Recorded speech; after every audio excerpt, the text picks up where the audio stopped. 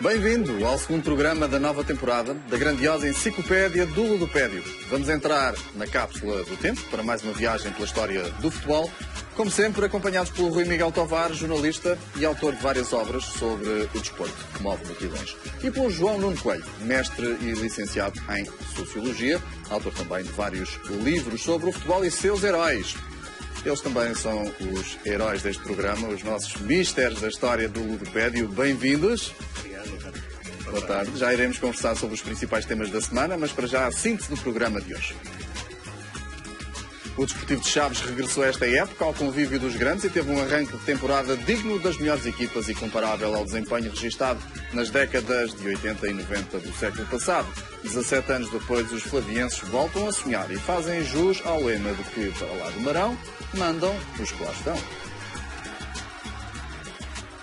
Raul Águas alcançou um dos mais brilhantes feitos deste clube com 66 anos de existência em 1987. Foi há, portanto, quase 30 anos que a equipa do Desportivo de Chaves participou pela primeira vez nas competições europeias. Passou à primeira, mas não sobreviveu à segunda eliminatória da Taça UEFA.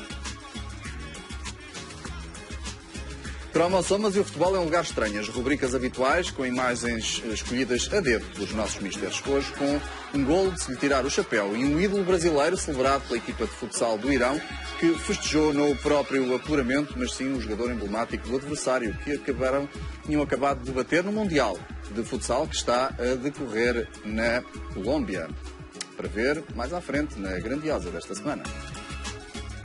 E depois de 5 jogos sem conhecer o sabor da derrota, há 285 minutos sem sofrer golos, eis que, perante os Chaves, se segue o Benfica. A outra equipa que também ainda não perdeu esta época. Falamos dos flavienses, símbolos do sucesso da interioridade do futebol português. Caso único ou não, é que vamos já saber. Mr. J, Mr. R, comece por ti, Mr. O que é que te sugere este nome, Grupo Desportivo de Chaves? Azias, Ivoeiros, também, Cessos? Tudo isso, sim, é verdade. O Jorge Croado, por acaso, não tinha lembrado dessa parte. Mas há também aquele jogo que só durou 2 minutos. Um Chaves Sporting que foi jogado, começou num ano e acabou no outro. Mas, sobretudo, é aquela epopeia que leva os Chaves à Europa, que começa na segunda divisão. Curiosamente, o Chaves, na primeira vez que sobe, na penúltima jornada da segunda divisão, não está nos lugares de subida. Só subia um, o Chaves já não tinha hipótese, mas podia ser o segundo classificado para ir àquilo que se chamava, e que é intragável, a liguilla. E então o Passos Ferreira empatou, o Passos Ferreira, que era segundo, empatou com o Gil Vicente, e o Chaves ganhou esse direito, empatou com o Passos Ferreira na tabela qualificativa, mas tinha vantagem no confronto direto. Tinha ganho 4-2, tinha perdido 1-0. Seguiu em frente e na liguilla apurou-se na última jornada, ganhando a União da Madeira nos Barreiros por 4-3. E então é essa a história dos Chaves, que era para não acontecer. E de repente ali um empate entre o Gil Vicente e o Passos Ferreira proporcionou esta odisseia dos Chaves, que depois no ano seguinte foi para a Europa e espantou Portugal. E sim, eliminar, como já disseste, o Craiova foi um momento que eu registro com alguma saudade, porque era o tempo em que eu ouvia os jogos pela rádio e então tudo aquilo era uma tarde de emoções, e naquele dia não havia tanto espaço para Portos, Benficas e Sportings. Era os Chaves é que era a sensação. E tu, Mr. J, o que é que recordas com mais carinho deste Desportivo de Chaves? Acima de tudo, recordo esta relação muito particular com uma zona do país muito especial, como é Trás-os-Montes. É a única equipa de sempre de Trás-os-Montes que chegou à primeira divisão, e há realmente um ser transmontano que tem a ver também com superação e com luta contra as dificuldades. E o Chaves, acho que personifica muito bem isto. É realmente o único representante sempre de Trás-os-Montes. É, se calhar, o maior representante até hoje do interior, porque, nomeadamente, depois do 25 de Abril, leva já 14 presenças na primeira divisão. Antes do 25 de Abril houve 2 equipas que conseguiram também um número desta ordem, que foi o Lusitano de Évora e o Sporting da Covilhã, ambos também com 14 presenças. Portanto, e além disso, o Chaves é a única equipa do interior que conseguiu depois do 25 de Abril, chegar ao tal 5º lugar no campeonato por 2 vezes, aquilo que o Covilhã e o Lusitano de Évora conseguiram nos anos 50, portanto já há 60 anos atrás. Portanto, o Desportivo de Chaves tem esta particularidade de ser um lutador contra a tendência dominante, que é não haver sequer equipas do interior na primeira divisão. O ano passado o Tondela subiu, manteve-se também quase por milagre, é verdade, e antes disso estivemos... Uma reta final fantástica. Estivemos 15 anos sem ter uma equipa na primeira divisão do interior. A última foi o Campo Maiorense, que desceu em 2001 e por coincidência, depois deixou de ter futebol até. Portanto, é muito difícil sobreviver num futebol completamente dominado pelo litoral e por Lisboa e pelo Porto. Note-se que, por exemplo, equipas do interior, na primeira divisão, ao longo da história, mais de 80 edições do campeonato, houve apenas 9. Estamos a falar de 70 participantes até hoje. Portanto, 9 em 70 é muito pouco. Nunca conseguiram ser campeões, obviamente. Só equipas de Lisboa e do Porto que conseguiram. Conseguiram 3 finais da taça. Mais uma vez os Chaves, presente em 2010, o Campo Maiorense em 99, o Covilhã em 57. Portanto, é mesmo difícil a sobrevivência, e mais do que tudo a sobrevivência, conseguir, por exemplo, chegar à Europa. E, portanto, os Chaves têm muito valor por isto. O jogo 2 já está esgotado. É sinal de que, obviamente, é o Benfica, e o Benfica leva muita gente a todo lado, mas há um grande entusiasmo pelo futebol em Chaves. A equipa teve na terceira divisão ainda há 4 anos atrás, menos há 3, e, portanto, isto significa que há muito amor pelo futebol e também muita paixão praticada pelos adeptos do Desportivo de Chaves. Porque há 2 anos o Chaves teve quase para subir. E na última jornada não subiu por já nos descontos. Foi nos descontos de tempo. Portanto, é aquela tentação de às vezes não subir e poder cair, mas não, o Chaves insistiu e de facto subiu e cá está na primeira divisão. Insistiu e, obviamente, além de insistir, fez a jogada que qualquer equipa portuguesa que quer subir tem que fazer, que é contratar o Vítor Oliveira. E foi o que fez. Exato. O Chaves não subiu por causa da equipa do Vítor Oliveira, foi a União da Madeira que marcou depois da hora já, noutro jogo. E, portanto, o que é que eles fizeram? Vamos contratar o Vítor Oliveira e resultou. Que, entretanto, saiu. E está a subir o Portimonense. Exato, já não está em Chaves. E esta alma transmontana dos Chaves, com um bom início de campeonato, agora frente ao Benfica, o que é que achas que vai acontecer neste jogo? Há uma estatística curiosa que é o Chaves, quando recebeu o campeão Benfica, que é o caso, em 3 jogos, em 4 jogos só perdeu 1. Portanto, o que é meritório, portanto, é daquele tipo de equipa que gosta de bater no maior, não é? Portanto, neste caso, no campeão. Tem uma certa apetência também para bater o pé aos grandes. Também, nomeadamente em casa. Sim. Lá está, para lá do Marão, mandam os que lá estão. É verdade, de facto. É aquilo que eu vi, de facto, aquele 2 jogos, 2 vitórias, depois conseguiu um empate e só perdeu no último jogo com o Benfica em 94. Mas de resto, mesmo com o Porto e com o Sporting, também era o 0-0 ganhar, sim. O Desportivo de Chaves, como estávamos a dizer, bateu o pé aos grandes. Em 1987 começa a ronda triunfante com o Sporting. Vamos recordar esse jogo. Vitória por 2-1, como nos contava o Ribeiro Cristóvão.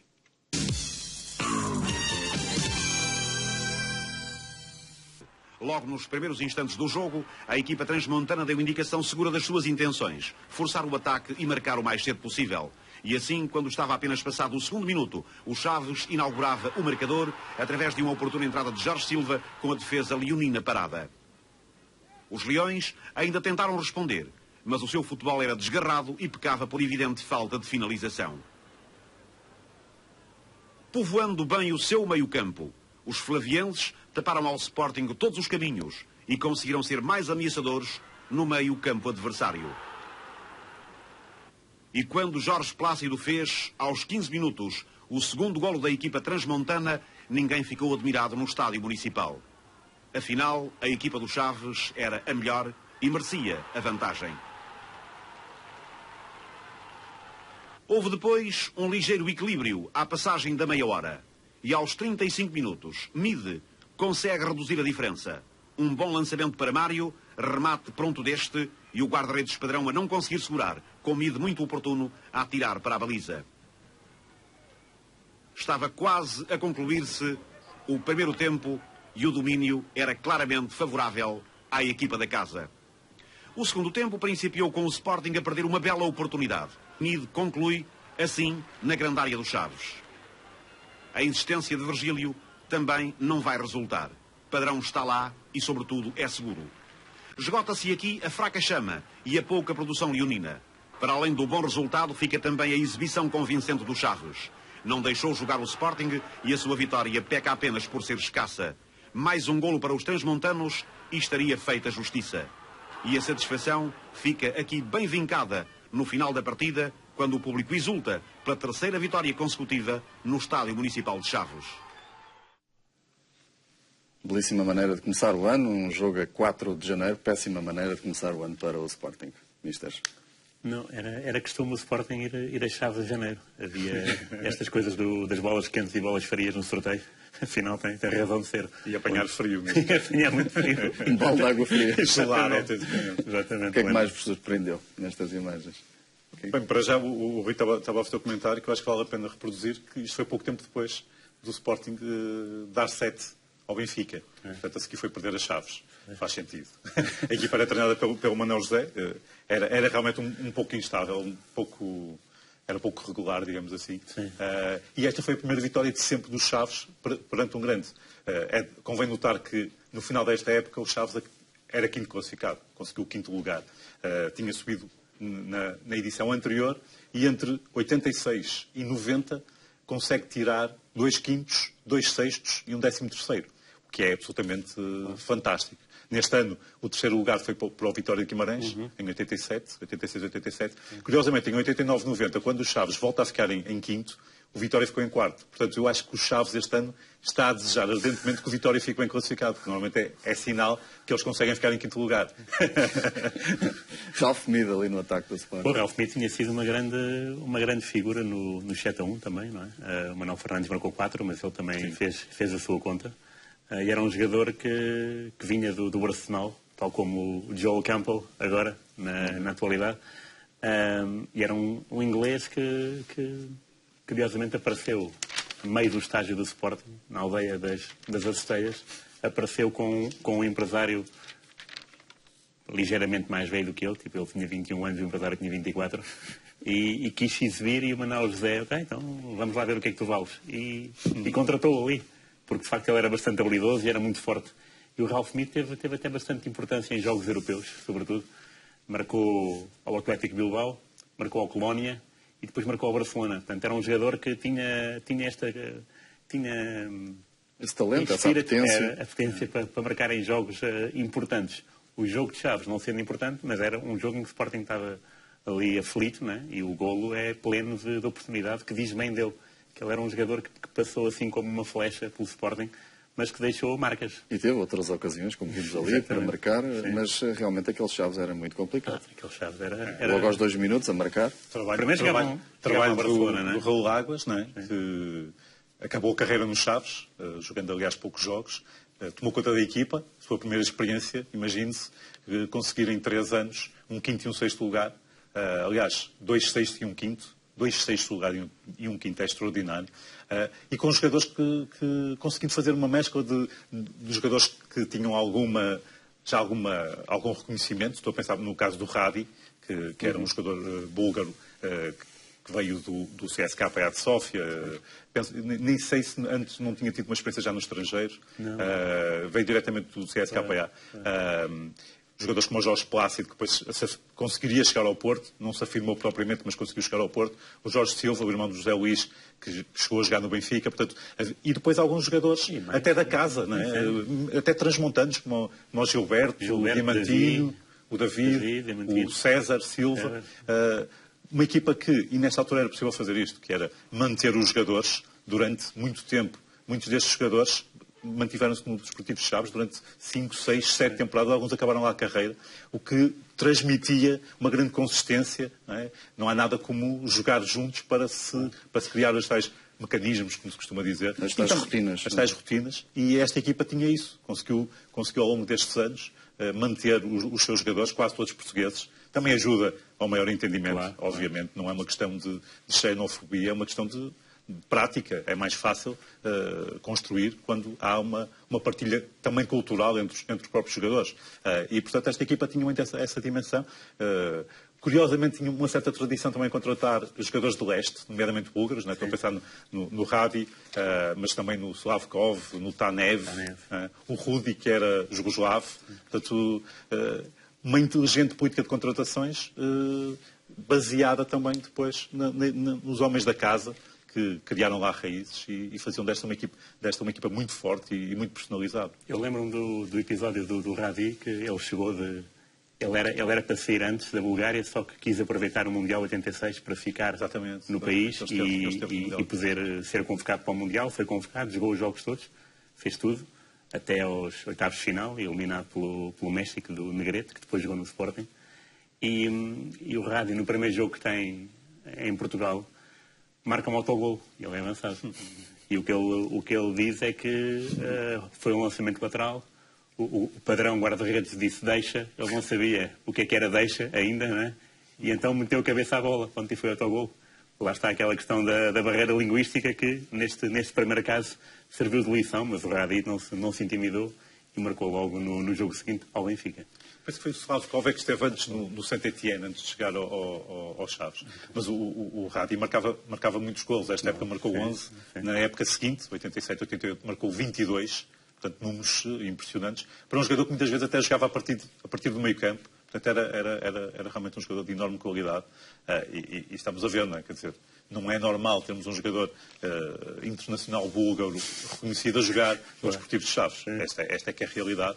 E, portanto, nesta altura era possível fazerem-se contratações deste tipo, sem gastar os balúrdios que se gastam hoje.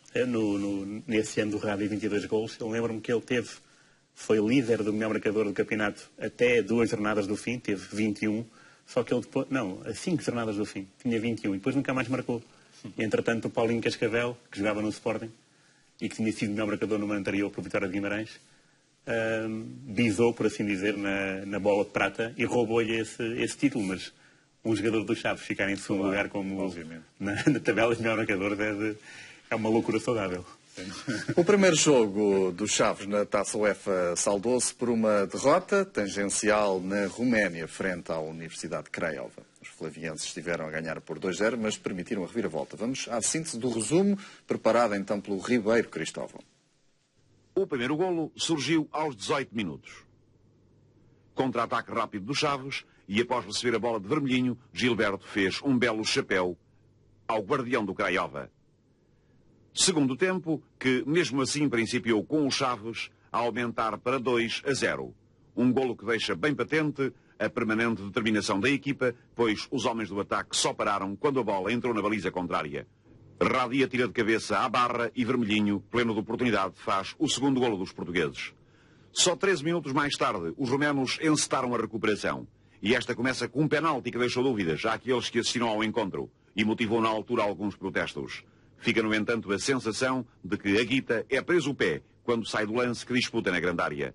O árbitro, Namosgiu, assinala e se oreia com um remate forte, reduz para 2-1. E quase não teve tempo para respirar a turma transmontana. No minuto seguinte, o Craiova faz novo golo e restabelece o empate. Um golo feliz, por contar com a colaboração de Garrido. A bola é chutada por Vanceia, tabela no defesa e trai o guarda-redes padrão. O Chaves não se desuniu, mas a sorte virara. E quase a terminar, aos 40 minutos, Guita muda o placar a seu favor. Guelgai, que entrara na segunda parte, lança Guita e este faz o terceiro tento do Craiova com pontapé rasteiro. Os flavienses não estão eliminados, antes pelo contrário. E certamente vão mais uma vez preparar a resposta, isto é, provar que para lá do Marão mandam os que lá estão. Mandariam neste ano de 1987. Que tal rever este triunfo da Universidade de Craiova, um Chaves que esteve com o passo na mão? Mas isso eu não tinha noção, mas de facto para a primeira experiência europeia é normal que haja estes desequilíbrios, não é? Mas o que interessa é o fim. Isto foi só a primeira parte da eliminatória. E é curioso que para chegar aqui, o Chaves obviamente ficou em quinto na época anterior, da qual vimos o jogo com o Sporting, mas para isso teve que ir ganhar ao Restelo na última jornada, o que também é de homem. Chegarem ao Restelo, terem que ganhar e pior que tudo, o Belenenses era o concorrente direto. E, portanto, foi uma vitória arrancada a ferros e que permitiu, depois, andar aqui a ombrear com a Universidade de Craiova, que era uma equipa, nesta altura, conceituada na Europa. Tu tens um trabalho publicado mesmo em livros sobre as competições europeias. Ia-te perguntar precisamente isso. Qual era o peso da Universidade de Craiova nesta altura? O Stoia tinha sido campeão da Europa no ano anterior. Portanto, o futebol romeno era forte, era em termos de seleções, mas também em termos de clubes. Lembro-me perfeitamente do Benfica jogar com a Universidade de Craiova, um jogo uma eliminatória muito renhida, e, portanto, lá está, era preciso realmente uma equipa especial, sem experiência nenhuma na Europa, chegar a Craiova e estar a ganhar por 2-0, depois as vicissitudes do jogo acabaram por conduzir à derrota, incluindo aquele penalti um bocado esquisito. Mas diz muito acerca da força de vontade e também da qualidade da equipa, que tinha, por exemplo, nesta altura, o Vermelhinho, que foi importante na década de 80 do Porto, na chegada à final, por exemplo, de 84, com aquele famoso gol em Aberdeen no meio do nevoeiro, e que estava emprestado pelo Porto e que fez também uma excelente época em Chaves e fazia uma excelente dupla com o Radi, e, portanto, também havia elementos de qualidade individual reconhecida nesta equipa, que permitia ao Raul Águas gerir muito bem e conseguir equilibrar entre a força coletiva. A Universidade de Craiova era uma boa equipa, sem dúvida. Sem dúvida. Também o Arouca conseguiu, esta época, chegar às competições europeias. Não foi não é um caso ímpar dos Chaves, mas é tudo. Ser importante. Mas quando nos recordamos da tal epopeia dos Chaves, quando também nos recordamos do país em que estávamos, né? do estado do país, e não era assim um momento muito glorioso, porque a seleção, de facto, tinha acabado de ir ao Mundial do México, portanto estávamos um bocado em baixo, não é? E de repente o Chaves, uma equipa do interior, vem restituir, assim, por assim dizer, o orgulho de Portugal, e isso teve muita piada. Até porque imagina que os custos de interioridade nesta altura eram brutais. Quem foi a Chaves antes da epopeia das estradas em Portugal, das autoestradas, lembra-se bem, eram horas para chegar, por exemplo, ao Porto. E isto implicava para os jogadores dos Chaves, para a equipa, viagens muito complicadas de 15 em 15 dias. Não é? Era muito mais difícil para os Chaves do que para as outras equipas do campeonato. E, portanto, tudo isso conta. O que me parece curioso e preocupante no nosso caso. Para eles era difícil, mas para o adversário ir lá também era difícil. Sim, mas só tinha que ir lá uma vez.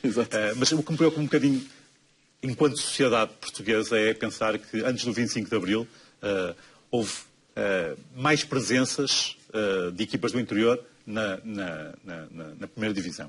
Depois do 25 de Abril houve mais equipas diferentes. No entanto, 15 anos sem ter equipas do interior na primeira divisão. Depois do 25 de Abril, um dos lemas era a descentralização, é triste. Não é? Se calhar é mais compreensível que isto acontecesse antes do 25 de Abril. Depois do 25 de Abril, parece-me realmente muito preocupante, e havendo acessibilidades, que vivamos a situação que vivemos em termos de assimetrias entre o litoral e o interior, entre as grandes cidades e as outras. Vamos então passar à segunda parte desta eliminatória UEFA. Na segunda mão, o triunfo flaviense 2-1, consequente apuramento para a segunda eliminatória da Taça UEFA. Na narração do jogo estava Sérgio Teixeira, nos comentários Vítor Manuel. Vamos ver. O primeiro ponto, a pé de canto, o desafio. Aí está, para o primeiro ponto. Golo! Golo!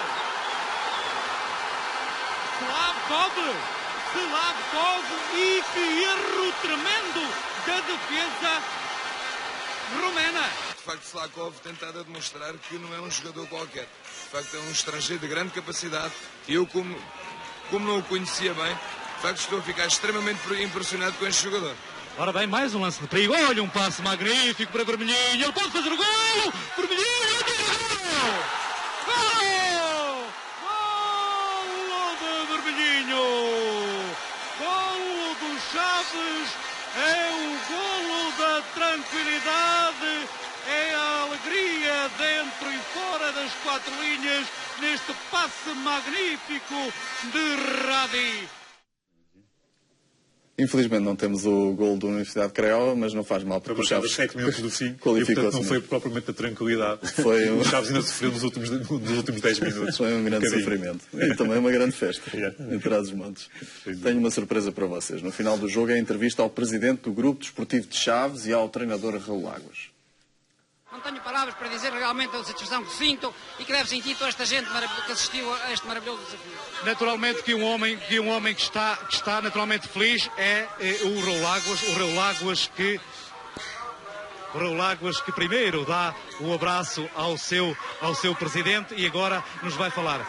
Raul Águas, uma coisa que se tornou fácil a partir do gol do Vermelhinho, complicou-se aos 39 minutos, quando a sua defensiva cometeu um erro e permitiu o golo dos romanos. Não, portanto, não considero que tenha cometido erro algum. Portanto, é futebol, temos de dar também mérito ao adversário quando marca golos. Acho que o Chaves mereceu passar à eliminatória seguinte. Teve as melhores oportunidades de golo. Teve uma primeira parte realmente em que acusou a responsabilidade do jogo, mas eu acho que fizemos jus à eliminatória e, portanto, acho que os meus jogadores, principalmente os meus jogadores, este público maravilhoso, enfim, todos os três montanos, estamos de parabéns. E agora a continuar a trabalhar porque a vida não para. Maravilhosas recordações aqui também de Sérgio Teixeira e de Raul Águas nestas declarações, na reportagem feliz da RTP nesta qualificação dos Chaves para a segunda ronda. As coisas depois é que não correram muito bem, porque seguiu-se o Onvad e aí os Chaves acabou por perder os dois jogos, 2-1 e 3-1. Mas esta estreia europeia ninguém lhes tirava e serem, batendo um bocadinho mais na mesma tecla, a primeira equipa portuguesa do interior a qualificar-se para uma prova europeia. Essa é que é a realidade. E não é muito comum uma equipa estrear-se na Europa e qualificar-se. Sim, é verdade. Benfica, Porto, Sporting, muitos anos antes, é certo, mas não conseguiram. É verdade. Das poucas, o Chaves é uma delas, o Braga também, portanto, também tem esse mérito de fazer história por Portugal. E a jogar assim à Barcelona também intimidava toda a gente, né? Pelo menos as camisolas. Festa às camisolas. No estilo também, às vezes. No estilo viu-se ali algumas coisas engraçadas. O que é que gostaste mais de rever neste vídeo? Os comentários são fantásticos. Aliás, mais que os comentários, o relatador dá uma vivacidade fantástica e, acima de tudo, notava-se o entusiasmo que ele estava a viver aquele jogo. E gostei muito do gol do Vermelhinho também, aquela finta ao guarda-redes e depois a marcar com muita tranquilidade. Via-se que era uma equipa que estava bem articulada e realmente ter Vermelhinho e Slavkov na frente, depois com o Rabi no meio campo, dava jeito. Foi pena depois o Onvad. O Onvad também era uma equipa com algum peso na eliminatória seguinte, ou não? Pelo menos para os Chaves foi. Sim, as equipas húngaras perderam alguma da qualidade que tiveram, nomeadamente nos anos 50, 60, mas o Onvad é, desde essa altura, uma das mais fortes da Hungria, de Budapeste, e, portanto, provavelmente foi demasiado para a caminhoneta dos Chaves. Outra equipa de leste, e convém lembrar, estamos a falar de uma década em que, apesar de tudo, nas competições europeias, até porque os moldes competitivos eram completamente diferentes, não é? Havia um peso do leste que hoje não há, claramente. Portanto, não era fácil defrontar estas seleções, que ainda por cima tinham todo aquele apoio estatal. Claro. Neste caso, os clubes, que tinham todo aquele apoio estatal que tornava muito mais fácil criar boas equipas. Sim, aliás, o Onvad era uma grande equipa, como o João diz. A única equipa húngara que foi à final foi a MTK, que perdeu com o Sporting. Mas daí para a frente houve um decréscimo de qualidade. Lembro que o Onvad uma vez ganhou ao Sporting 5-0, uma eliminatória europeia no final dos anos 60, mas foi assim a última grande aventura dos húngaros, porque depois disso... Já foi depois dos 5-0, já foi depois do Mundial de 66, já talvez. Foi depois. E isso, a Hungria viveu tempos áureos, depois passou a pasta para outros países do leste, né? Roménia, com o Steaua em 86 e o Estrela Vermelha em 91, e depois disso apagou-se, porque, de facto... aquela divisão da União Soviética... Uma outra aparição das equipas russas agora, por causa do poder económico. Sim, o Shakhtar e o Zenit e tal. E o próprio CSKA, que ganhou Taça UEFA ao Sporting, mas é realmente completamente diferente o cenário do que foi até à decadência, até ao fim do Império Soviético, no final dos anos 80, e estamos a falar exatamente de 87, 88, portanto é uma altura ainda de alguma qualidade destas equipas, porque lá está, era a equipa do Exército, da Polícia Secreta, conseguiam com isso reunir os melhores jogadores em 3 ou 4 clubes em cada país. Mister, já estamos com meia hora de jogo, vamos avançar. Já vimos há bocadinho a primeira vitória sobre um grande. O Chaves venceu o Sporting por 2-1. Registramos então aqui agora a primeira vitória do Chaves sobre o Benfica. Foi em outubro de 87, num jogo decidido por penalti nos segundos finais do encontro, aqui resumido pelo Costa Monteiro. Municipal de Chaves, terceira derrota do Benfica no presente campeonato. O jogo ficou marcado logo de início, 5 minutos, jogada polémica do desafio. Aqui, Slavkov, búlgaro ao serviço do Chaves, já dentro da grande área, o árbitro não assinala. Parece-nos que aqui José Guedes do Porto terá ajuizado bem. 29 minutos, Serra do Chaves atira a primeira bola ao ferro da baliza de Silvino. Eram 29 minutos da primeira parte, foi dado o toque para um jogo um pouco mais aberto. A segunda parte manteve as mesmas características, com o Chaves aos 49 minutos, por intermédio de Vermelhinho. Depois desta jogada dentro da grande área da defesa benfiquista, um pouco atrapalhada, a equipa do Benfica parece uma equipa de facto nervosa, Vermelhinho a perder a hipótese de ancorar o marcador. 51 minutos, segunda bola ao ferro da equipa do Chaves. Slavkov na marcação do livre. 64 minutos, outro lance duvidoso lá no estádio. Aqui as dúvidas ficam desfeitas. A falta de Jorginho sobre Magnussen é de facto fora da grande área. De novo, bem o árbitro José Guedes do Porto. Aos 87 minutos, entra César, sai Slavkov. E logo de seguida, neste canto, a turma dos Chaves cria algum perigo. Curiosamente, César, que estaria na marcação do penalti contra a equipa do Benfica. Este lance dá-nos a ideia de como atuou a turma benfiquista e aos 89 minutos, Carlos Manuel é antecipado por Padrão. Finalmente, aos 90 minutos da partida, quase já no período de descontos, surge o penalti sobre César. Aqui, Moser vai ao lance, a defesa do Benfica está toda batida e depois, nas imagens, fica de facto a ideia de que Moser prende um tudo nada o pé de César, terá ajuizado bem também contra nós o árbitro José Guedes do Porto. Na marcação do penalti, Júlio Sérgio não falha e faz o único gol da partida. Uma vitória certa do Chaves por 1-0 sobre o Benfica, que não rendeu aquilo que se esperava. A crise fica confirmada. Terceira derrota do Benfica. Boa arbitragem de José Guedes, da cidade do Porto. Trabalho difícil para o árbitro. É verdade. Um jogo com alguns casos. É verdade.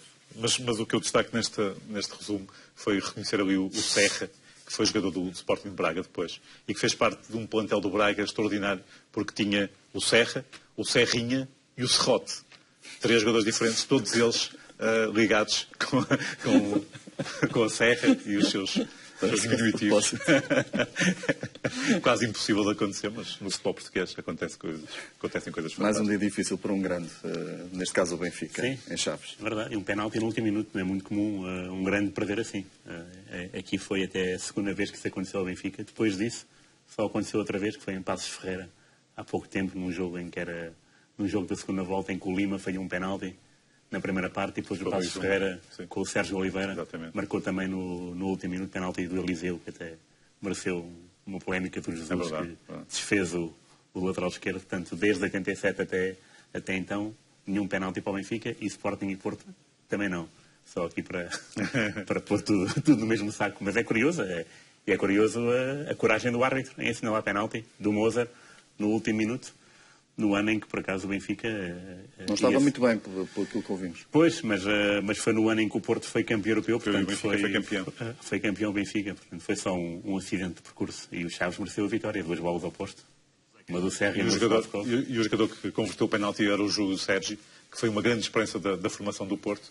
Depois esteve emprestado em Chaves e nunca se conseguiu afirmar. Depois jogou no Boa Vista durante pouco tempo também. E portanto... Lá está, nem sempre aqueles que parecem ser os que têm mais potencialidades na formação depois se tornam grandes jogadores, porque o Júlio César foi mesmo durante alguns anos uma grande esperança da formação do Porto. Já vimos a derrota do Sporting, a derrota do Benfica, falta o Porto. Em 1988, os Dragões sentiram na pele as dificuldades de jogar em Chaves numa derrota por 2-0 e num jogo em que o Futebol Clube do Porto falhou uma grande penalidade. Houve 2 golos, muitas oportunidades e muita emoção. 3 minutos, Jaime Pacheco faz falta sobre Radi, junto da linha de cabeceira. Slavkov marca o livre, Radi saltou à vontade já na pequena área e marcou o primeiro gol do desafio. Em movimento lento pode reparar-se das facilidades concedidas ao avançado dos Chaves, que apareceu sozinho numa zona junto da baliza de Zebet. Aos 12 minutos, grande penalidade contra os Chaves, a jogada é esta, Mágia na grande área, ali a ser ceifado por Vicente.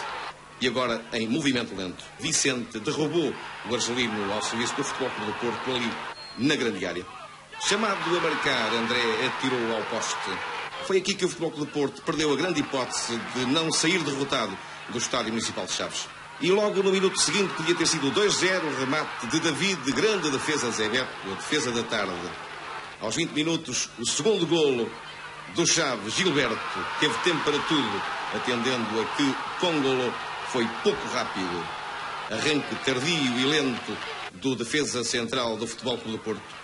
Em movimento lento pode reparar exatamente no arranque muito tardio, extremamente lento de Congolo.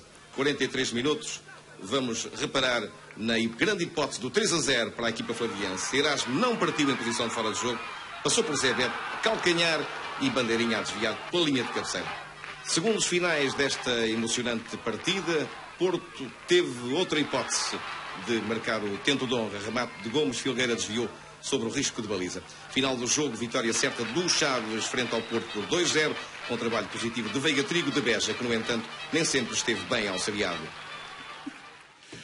Jogo disputado em 1988, não em 98, como erradamente escrevi ali inicialmente. O que é que retiveste deste jogo? Bem, esta foi a temporada em que o Chaves fez a pior performance na primeira divisão deste final da década de 80. Ficou em 13º. E o treinador, curiosamente, era o João Fonseca, que foi guarda-redes do Porto. E, nomeadamente, foi bicampeão no Porto em 77. Também vibraste ali muito com o Zé Beto. É uma grande defesa do Zé Beto. Mas é curioso que realmente o João Fonseca, que tinha sido jogador dos Chaves durante vários anos, e sem ser titular, curiosamente, aceitava essa condição de suplente do padrão. Começou também a sua carreira de treinador, que não teve depois grande sequência, no Chaves, e conseguiu exatamente vencer o Porto, que era foi a equipa que ele representou durante muitos anos e à qual ficou associado, porque ele esteve também, por exemplo, no Benfica, o João Fonseca. E esta era uma equipa do Porto realmente em renovação, em reconstrução, depois do mau arranque de temporada com o Quinito, que não resultou. E nesta altura, estamos a falar já início de dezembro, já tinha chegado o Artur Jorge para fazer a sua segunda passagem pelo Porto e que, neste caso, acabaria por redundar não na vitória neste campeonato, que foi ganho pelo Benfica, mas no campeonato seguinte. E, portanto, esta era uma equipa que ainda estava em renovação, mas que tinha, por exemplo, a linha avançada era, por exemplo, o Gomes, o Rui Águas, o Madjer. Portanto, a qualidade estava lá. Havia que fazer uma limpeza de balneário que só seria feito no final da época e no início da época seguinte. E depois a falhar penaltis, tudo se torna mais complicado. Estava a dizer bem que o André não falha penaltis e de facto viu-se no programa passado.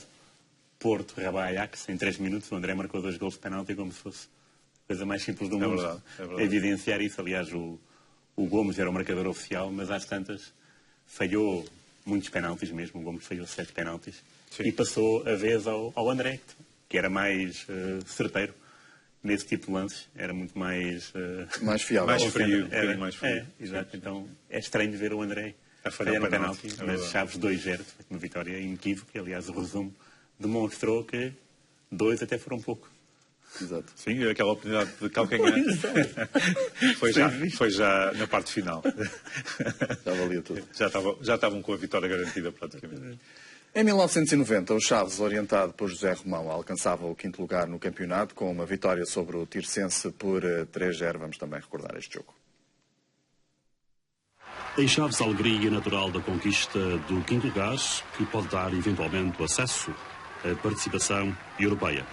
O final de uma carreira na presente temporada do Desportivo de Chaves, a todos os títulos, positiva. 5º lugar na tabela classificativa, 38 pontos, 38 golos marcados e 38 sofridos. O equilíbrio de uma equipa orientada por Zé Romão na curva ascendente da sua carreira. Marcou sempre o Chaves, 13 minutos por intermédio de Jorge Silvério. Até o intervalo, o Tirsense equilibrou.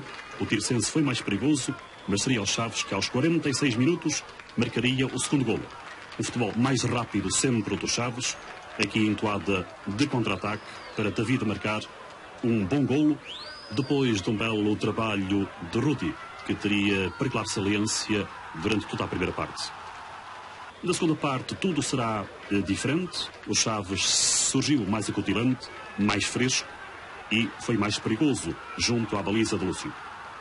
David poderia ter feito o 3-0. Depois, mais tarde, Rudi poderia também fazer o terceiro gol, que surgiria aos 16 minutos e meio da segunda parte, marcado por Rogério na sequência deste livro.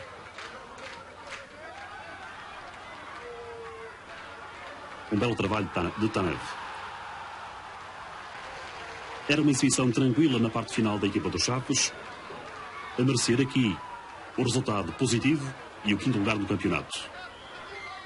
Vitória certa e justa da equipa dos Chaves, arbitragem com alguns erros de Vítor Correia de Lisboa, mas sem influência direta do resultado. E mais uma tarde de festa em Trás-os-Montes. Era costume, pelo visto. Sim, mais uma vez o quinto lugar assegurado na última jornada. Neste caso, onde deu acesso à Europa, como tinha acontecido em 87. Mas não deixou de ser também ter enorme mérito esta classificação, já com o José Romão como treinador. Ele que tinha iniciado a carreira poucos anos antes, penso que tinha passado pelo Penafiel, penso eu, e foi em Chaves que, lá está, Chaves também já deu a conhecer alguns treinadores, já foi. Infelizmente, por motivos profissionais, o José Romão não pôde estar neste programa, era isso que eu ia dizer, mas ele facultou-nos o 11, que tinha assim como equipa ideal, ou como equipa base, e é esse 11 precisamente que vamos aqui recordar, com Jesus na baliza, estavas a comentar isso. Já tinha substituído o Mr. Padrão. J. Filgueira, Jorginho ao centro, Vicente e Rogério nas alas, à frente dos centrais Manuel Correia e Diamantino, no meio campo Miranda, Slavkov e Rudi, e o búlgaro Tanev na frente, num esquema de 4-2-3-1. Comentários, amigos. Pois, olha, o Jesus é uma figura sem dúvida, inquestionável, sem não é? dúvida. Foi feito internacional pelo Vitória. Lembram de um jogo em que ele até saiu ilusionado em Milão, com a Itália, perdemos 3-0, mas quando ele saiu estava só 1-0. E é um guarda-redes que era baixo, tinha bigode, parecia o Bento em tudo, não é? Era o grande rival, por assim dizer, do Bento. É se calhar um dos últimos casos de guarda-redes de baixa estatura. É isso? Porque a partir de uma certa altura tornou-se praticamente impossível conseguir conciliar, digamos assim, não se ter pelo menos 1,80 m para ser guarda-redes de grande nível. E para mim eu sempre valorizei imenso a capacidade de homens como o Fonseca, por exemplo, como o Bento, se calhar o caso mais importante, ou como o Jesus, ou como o Silvino, que ainda era mais baixo que qualquer um desses, penso eu, que esteve no Porto e no Espinho, conseguirem ultrapassar um handicap deste género numa posição específica em que realmente é muito mais fácil ser-se alto. Não é? Isso é claríssimo, não só nas bolas por alto, mas até para chegar às bolas por baixo, porque quanto maior for realmente a extensão, mais fácil é defender. Portanto, tem um valor redobrado e o Jesus era um guarda-redes acrobático em muitos casos, elástico, e, portanto, sabem recordar aqui o nome do Jesus. Fica então a nossa homenagem ao futebol do interior, aqui especialmente focada no Chaves, que vai jogar com o Benfica nesta jornada do campeonato.